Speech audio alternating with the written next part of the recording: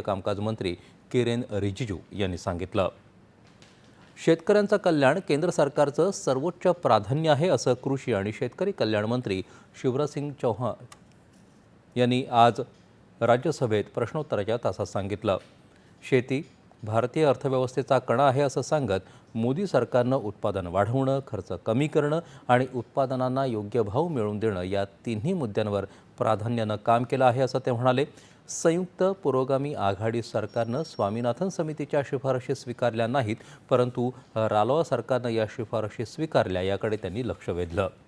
देशातल्या रेल्वे अपघातांमध्ये 90% घट झाल्याची माहिती रेल्वे मंत्री अश्विनी वैष्णव यांनी राज्यसभेत दिली।